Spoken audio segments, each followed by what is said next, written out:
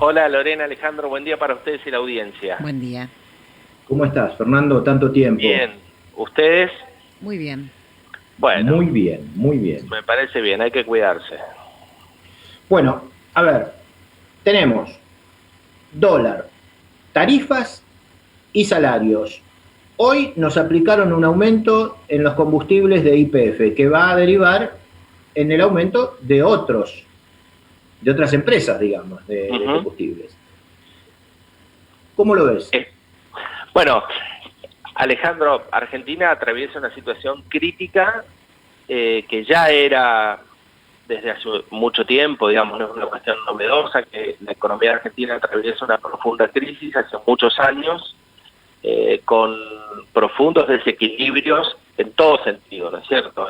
En sus cuentas fiscales, porque tenemos un déficit fiscal creciente, en su actividad económica, porque ya veníamos de un proceso recesivo muy grande y la pandemia terminó de liquidarnos, en la cuestión monetaria, porque tenemos una emisión monetaria para financiar el gasto público, producto de que no tenemos acceso a los créditos internacionales, porque ya pedimos a todos los que les podíamos pedir y ahora estamos refinanciando las deudas que teníamos tanto con privados como con organismos multilaterales como el Fondo Monetario, y encima una inflación creciente. Es decir, por donde mires la cosa, estamos mal en términos económicos. Entonces, es indudable que cualquier modificación que se produzca en una variable, obviamente nos perjudica significativamente. Lo fue o lo es la devaluación de nuestra moneda. Es una moneda que ha perdido absoluta confianza, es decir, que ya no cubre las cuestiones básicas que tiene que tener una moneda de un país. Esto es el valor transaccional, es decir, que te sirva para comprar y vender bienes. No es unidad de medida porque ya muchos precios directamente ya te los dicen dolarizados, por ejemplo el mercado inmobiliario o los autos, cuando vos vas a comprar un vehículo, además ya directamente te lo dicen en dólares, y mucho menos es unidad de reserva o valor de reserva, porque se desvaloriza permanentemente. Entonces cuando hay que ahorrar, la gente prefiere ahorrar en una moneda dura, para nuestro caso el dólar. Entonces, en este complejo escenario, cualquier modificación que se produzca, como vos decís, el valor de los combustibles, en este caso puntual, que aumentó ya 3 veces en los últimos 3 meses, es decir, una vez por mes, en los últimos 3 meses viene incrementándose el valor del combustible. Bueno, eso obviamente luego se traslada a todos los precios de la economía, y es posible que todas las otras empresas terminen haciendo lo mismo y finalmente se traslade a precios. Lo mismo, cada devaluación cambiaria se traslada a precios y se fijan valores respecto del valor del tipo de cambio, que básicamente es el blue o el paralelo, que ayer cerró en 173 pesos, un valor elevadísimo, pero los empresarios, los formadores de precios, miran de reojo a ese precio porque el dólar oficial de 80, 82 prácticamente no existe, es inaccesible excepto para algunas operaciones de importación y exportaciones, pero es un mercado muy, muy limitado. Así que estamos en una situación compleja. El gobierno no logra que la gente ni los actores económicos en general le genere confianza y buenas expectativas, más bien todo lo contrario. Estamos en una situación compleja porque cada medida que toma el gobierno, el mercado la toma con profundo descrédito, es decir, no cree de lo que vaya a ocurrir. Fíjate que el propio presidente tiene que salir a decir una cosa medio disparatada para un país, diciendo no nos vamos a quedar con los depósitos, no vamos a hacer una devaluación cambiaria. Es decir, es un verdadero disparate, ¿no? Que un presidente de la nación tenga que decir no nos vamos a quedar con los depósitos de nadie. Lo dice porque lamentablemente en la historia argentina hubo otras oportunidades en que sí, efectivamente, se quedaron con los depósitos, sí, efectivamente tuvimos corralón, sí, efectivamente cada vez que un gobierno decía no voy a devaluar, terminaba devaluando. Así que estamos en esta situación compleja y se suma esto que decís vos de los salarios. ¿Por qué de los salarios? Porque estamos en una economía virtualmente congelada, con precios regulados por todos lados, con congelamiento de tarifas, y se mantiene aún así un escenario inflacionario fuerte. La inflación de este mes pasado, de septiembre, fue del 2.8 y en términos interanuales está llegando al 40%, con lo cual es indudable que la pérdida del poder adquisitivo de los salarios genera ciertas tensiones y todos los sectores de la economía van a empezar a traccionar para un acuerdo salarial o que se vuelvan a juntar las paritarias o las mesas salariales para reconvenir salarios para lo que queda de este año y para el año que viene. El tema es en qué contexto se da esa discusión, porque con una economía cayéndose a pedazos, en el orden del 20% la caída de la actividad económica en nuestro país, imagínense que para las patronales sentarse a discutir salarios en este contexto de caída de la actividad económica y de las ventas es muy difícil. Así que se va a empezar a dar una situación compleja desde el punto de vista de la distribución de los ingresos que tiene la Argentina, porque cada sector va a empezar a tironear un poquito para su lado, cosa que es bastante razonable, digamos, en las cuestiones económicas, pero acá se da obviamente el fenómeno de la sábana corta, y es una sábana que es cada vez más corta, porque obviamente los recursos son cada vez más escasos. Así que nos esperan meses complicados, Alejandro. Yo creo que la pandemia va a terminar de mostrarnos que Argentina tiene profundas desigualdades, no en términos sociales, sino también profundos desequilibrios económicos.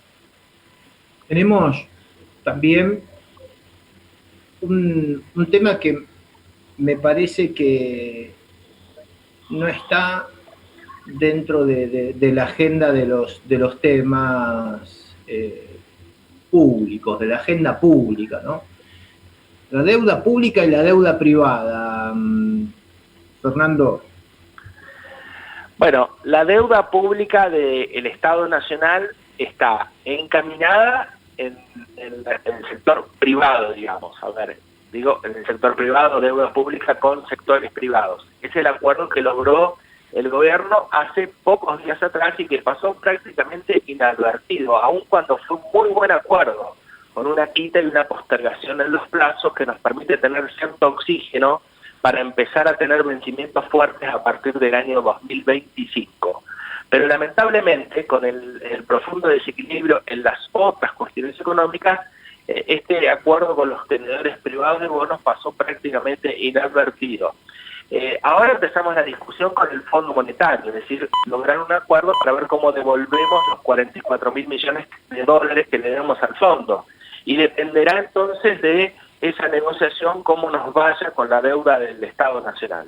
Después hay que analizar las deudas de las provincias, que también están muy complicadas. En el caso de Neuquén está en un proceso de renegociación hasta aquí fallido, es decir, la deuda en dólares no pudo reconvenirla, fue postergando la fecha de límite que se había impuesto el gobierno provincial y ahora la volvió a postergar porque no logra acuerdo con sus acreedores.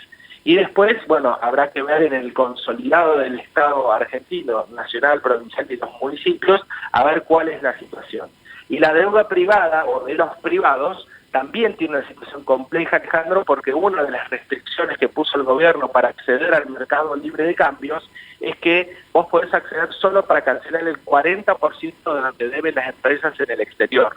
Hay muchas empresas privadas que se financian con fondos o acreedores extranjeros y el mercado libre de cambios le va a permitir solo acceder al 40% de los dólares que necesitas para cancelar esa deuda. Con lo cual, el otro 60% te obligan a reconvenirlo, a repactarlo o te impulsan el mercado ilegal que es el dólar blue.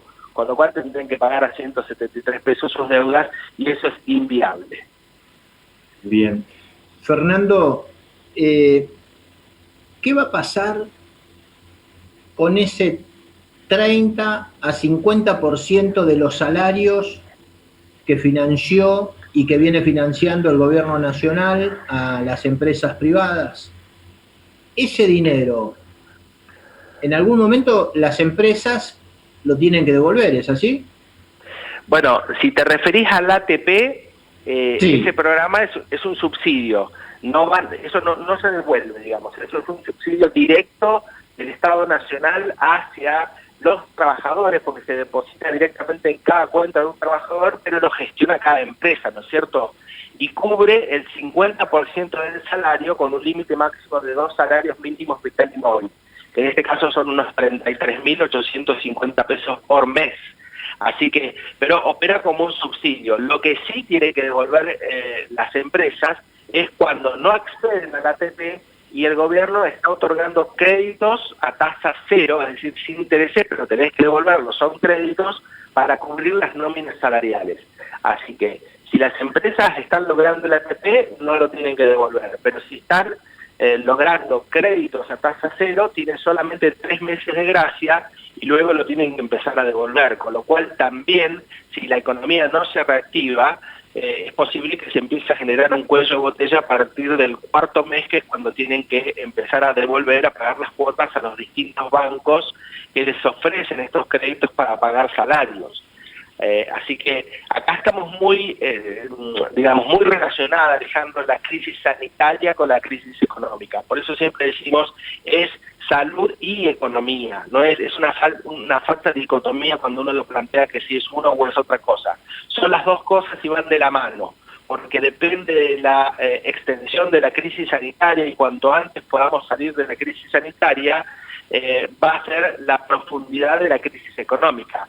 Mientras más se extienda la crisis sanitaria, más profunda va a ser la crisis económica. Entonces se va a generar una situación muy conflictiva desde el punto de vista económico-social, sobre todo en los países emergentes como el nuestro, que no tienen una capacidad, no tienen una espalda para soportar, para sostener una crisis de esta magnitud. Es posible que los países más desarrollados en términos económicos puedan sostener o soportar una crisis pandémica como la que atraviesa el mundo con mejores condiciones que las que tienen los países emergentes. Y si encima, dentro de los países emergentes, Argentina es uno de los que más desequilibrios macroeconómicos tiene, porque sus cuentas públicas están muy mal, entonces nos posiciona en una situación muy compleja de cara al futuro, pensando en esta post-pandemia que ojalá llegue lo antes posible. Muchísimas gracias, un fuerte abrazo, Fernando. Gracias, Alejandro, un abrazo para ustedes. Fernando Spoliansky ha pasado por La Primera Mañana.